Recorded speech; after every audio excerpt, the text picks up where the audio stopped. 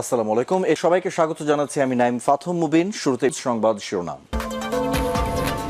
বাংলাদেশের সর্বশেষ গুরুত্বপূর্ণ আপডেট সংবাদে আপনাকে স্বাগত। শুরুতেই সংবাদ শিরোনাম, পরে বিস্তারিত।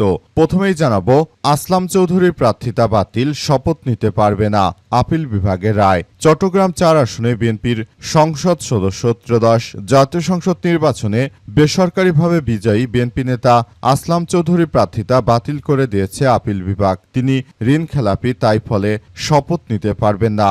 আজ প্রধান বিচারপতির নেতৃত্বাধীন ৪ বিচারপতির আপিল বেঞ্চ এই রায় ঘোষণা করেছে। এর আগে ১৫ জুন শুনানি শেষে রায়ের জন্য ৩০ জুন দিন ধার্য করেছিল আপিল বিভাগ। এবারে জানাবো, সংসদে অর্থমন্ত্রী বললেন বাদ যাচ্ছে ব্যাংক রেজুলেশন আইনের সেই বিতর্কিত ধারা। ব্যাংক রেজুলেশন আইনের বিতর্কিত 18(ক) ধারা অবশেষে বিলোপ করতে যাচ্ছে বিএনপি। ব্যাংকের সাবেক শেয়ার হোল্ডার এবং পরিচালকদের সহজ শর্তে পুনরায় মালিকানা ফিরে পাওয়ার যে সুযোগ দিয়ে বর্তমান সরকারের এই সংশোধনটি এনেছিল, সেটি বাতিল করা হয়েছে। এদিকে সিলেটে পৌঁছেছে কাতারে নিহত ৫ প্রবাসী লাশ। সিলেটে পৌঁছেছে কাতারের সানিয়া এলাকায় সড়ক দুর্ঘটনায় নিহত ৫ বাংলাদেশি প্রবাসী লাশ। আজ সিলেটের ওসমানী আন্তর্জাতিক বিমানবন্দরে লাশগুলো পৌঁছায়। রোববার সকালে কাতারের সানিয়া এলাকায় সংঘটিত সড়ক দুর্ঘটনায় ৫ বাংলাদেশি নিহত হয়। এরপর জানাবো, জুলাই গণ অভ্যুত্থান স্মরণে ৩৬ দিনের কর্মসূচি এনসিপির। ২৪-এর ছাত্র জনতার গণ অভ্যুত্থানের স্মরণে দেশ গড়তে জুলাই জাগরণ শীর্ষক ৩৬ দিনের নতুন কর্মসূচি ঘোষণা করেছে জাতীয় নাগরিক পার্টি এনসিপি। আজ রাজধানীর বাংলা মোটরে দলটির অস্থায়ী কেন্দ্রীয় কার্যালয়ে সংবাদ সম্মেলনে এই কর্মসূচির ঘোষণা করেন দক্ষিণাঞ্চলের মুখ্য সংগঠক হাসনাত আব্দুল্লাহ। এবং সর্বশেষ জানাবো, ভেনেজুয়েলায় ভূমিকম্পে প্রাণহানি বেড়ে ১৭১৯ জন। ভেনেজুয়েলায় শক্তিশালী জোড়া ভূমিকম্পের আঘাতে প্রাণহানি বেড়ে ১৭১৯ জনে দাঁড়িয়েছে। দেশটির এক শতকেরও বেশি সময়ের মধ্যে সবথেকে এই ভয়াবহ ভূমিকম্পে ব্যাপক ধ্বংসযজ্ঞ চালায়। এতে অনেক মানুষ মারা গেছে। প্রিয় দর্শক, এতক্ষণ শুনছিলেন সংবাদ শিরোনাম, এবারে বিস্তারিত। তবে তার আগে বন্ধুরা, অনুরোধ থাকবে এই সংবাদটিতে একটি লাইক দিন। এই চ্যানেলে আপনি নতুন হয়ে থাকলে আমাদের সংবাদটি দেখতে দেখতে চ্যানেলটি সাবস্ক্রাইব করে রাখুন। গাজা যুদ্ধে আপনি যদি নিরীহ ফিলিস্তিনিদের ভালোবেসে থাকেন বন্ধুরা, কমেন্টে ইয়েস লিখে পুরো বিশ্ববাসীকে আমাদের এই তাজা আপডেটটি দেখার সুযোগ করে দিন। এবারে বিস্তারিত।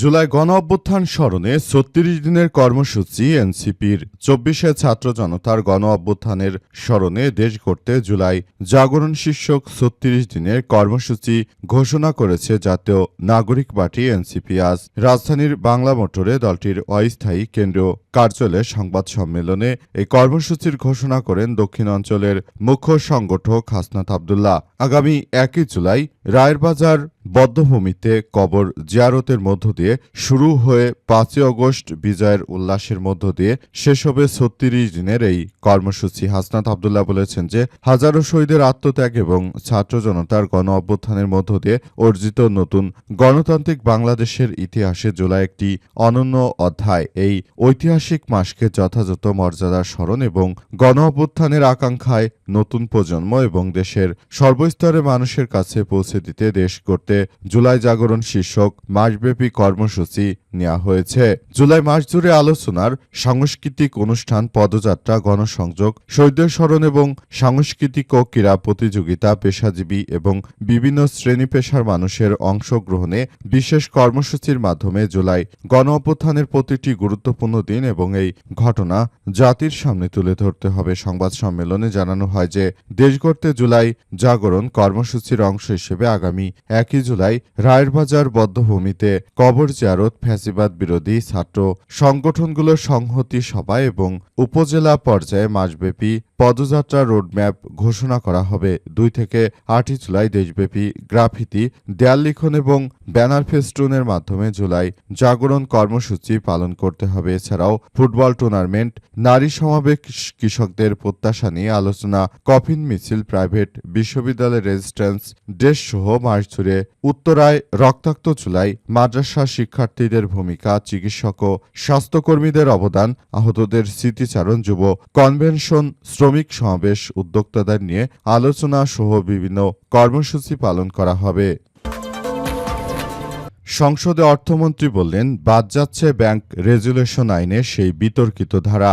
ব্যাংক রেজুলেশন আইনের বিতর্কিত 18 ক ধারা অবশেষে বিলোপ করতে যাচ্ছে সরকার। ব্যাংকের সাবেক শেয়ার হোল্ডার এবং পরিচালকদের সহজ শর্তে পুনরায় মালিকানা ফিরে আসার সুযোগ দিয়ে বর্তমান সরকারের আনা এই সংশোধনটি এবার বাদ দেওয়া হচ্ছে। আর জাতীয় সংসদের বাজেট আলোচনায় অর্থমন্ত্রী আমির খসরু চৌধুরী এ ঘোষণা দেন। তিনি বলেন, ব্যাংক রেজুলেশন আইন 2026-এর ধারা 18 ক বিষয়টি নিয়ে বিভিন্ন অংশীজনের মতামতের ভিত্তিতে সরকার এই ধারাটি 18 ক বিলোপের সিদ্ধান্ত নিয়েছে। ব্যাংক খাতে অনিয়ম এবং আমানতকারীদের সুরক্ষা প্রসঙ্গে অর্থমন্ত্রী বলেন, আমাদের বার্তা স্পষ্ট, যারা জনগণের সম্পদ লুটপাট করেছে তাদের ছাড় দেওয়া হবে না। অন্যদিকে আমানতকারীদের আমানতের সুরক্ষা নিশ্চিত করতে হবে। ব্যাংক রেজুলেশন আইনটি পাশের সময় যুক্ত করা 18 ক ধারায় রেজুলেশনের আওতায় যাওয়া দুর্বল ব্যাংকের আগের শেয়ার হোল্ডারধারীদের আবারও ব্যাংকের শেয়ার সম্পদ ও দায় গ্রহণের জন্য বাংলাদেশ ব্যাংকে যে আবেদন করার বিষয়গুলো বিএনপি চালু করেছিল সেটি পুরোপুরি বাতিল করে দেয়া হয়েছে। এর ফলে বিএনপির প্রতি মানুষের আস্থা কিছুটা হলে ফিরবে বলে এমন কথাই শোনা যাচ্ছে। এই ব্যাপারটি খুবই গুরুত্বপূর্ণ একটি কার্যক্রম হিসেবে পরিচালিত হচ্ছে এবং সবকিছু অত্যন্ত সুন্দরভাবে গড়ে তোলার মধ্য দিয়ে সবাইকে এগিয়ে যেতে হচ্ছে, যাতে করে এই ধরনের ব্যাংক রেজুলেশন বিতর্কিত আইন দ্বারা আর জনগণ কোনোভাবে যেন আর নিষ্পেষিত না হয় সেসব বিষয়গুলো খুবই গুরুত্ব সহকারে দেখভাল করা হচ্ছে। আপিল বিভাগের রায়, আসলাম চৌধুরীর প্রার্থিতা বাতিল, শপথ নিতে পারবেন না। চট্টগ্রাম 4 আসনের ত্রয়োদশ জাতীয় সংসদ নির্বাচনে বেসরকারিভাবে বিজয়ী বিএনপি নেতা আসলাম চৌধুরীর প্রার্থিতা বাতিল করেছে আপিল বিভাগ। ফলে তিনি আর শপথ নিতে পারবেন না। আজ প্রধান বিচারপতির নেতৃত্বাধীন 4 বিচারপতির আপিল বেঞ্চ এ রায় দিয়েছে। এর আগে 15 জুন শুনানি শেষে রায়ের জন্য 30 জুন দিন ধার্য করেছিল আপিল বিভাগ। বিএনপির এই আসলাম চৌধুরী তিনি হাজার হাজার কোটি টাকা ব্যাংক থেকে ঋণ নিয়ে সেই টাকার পরিশোধ করেননি। উক্ত ব্যক্তি বিএনপির প্রভাব প্রতিপত্তি ব্যবহার করে তিনি যে ধরনের কার্যক্রম চালিয়েছিলেন এবং তিনি আসলে যেভাবে প্রার্থিতা নিয়েছিলেন সেটা কোনোভাবেই গ্রহণযোগ্য নয় বলে আদালতের পক্ষ থেকে নিশ্চিত করা হয়েছে। উক্ত ব্যক্তির প্রার্থিতা তাই বাতিল করে দেওয়া হয়েছে। ইতিমধ্যে বিষয়গুলো নিয়ে সবাই খুবই গুরুত্ব সহকারে কার্যক্রম চালিয়ে যাচ্ছে। বলা হচ্ছে যে এই ধরনের ঘটনা যেন আর না ঘটে সেই ব্যাপারে সবাইকে ঐক্যবদ্ধভাবে কার্যক্রম চালিয়ে যেতে হবে।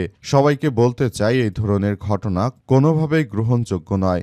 যেটা তিনি ঘটিয়েছেন যে ব্যাংক থেকে হাজার হাজার কোটি টাকা ঋণ নিয়ে সেই টাকা পরিশোধ না করে বরং বাংলাদেশের অর্থনীতিকে চাপের মুখে ফেলেছেন। তার মতো ব্যক্তি হাজার হাজার কোটি টাকা বিদেশে চুরি বাটপারি করে পাচার করে কিভাবে এই দায়িত্বপূর্ণ পদে আবারও নির্বাচিত হয়েছে সেটি দেখার বিষয়। সিলেটে পৌঁছেছে কাতারে নিহত 5 প্রবাসীর লাশ। সিলেটে পৌঁছালো কাতারের শাহানিয়া এলাকায় সড়ক দুর্ঘটনায় নিহত 5 বাংলাদেশি প্রবাসীর লাশ। আজ সিলেট ওসমানী আন্তর্জাতিক বিমানবন্দরে লাশগুলো পৌঁছেছে।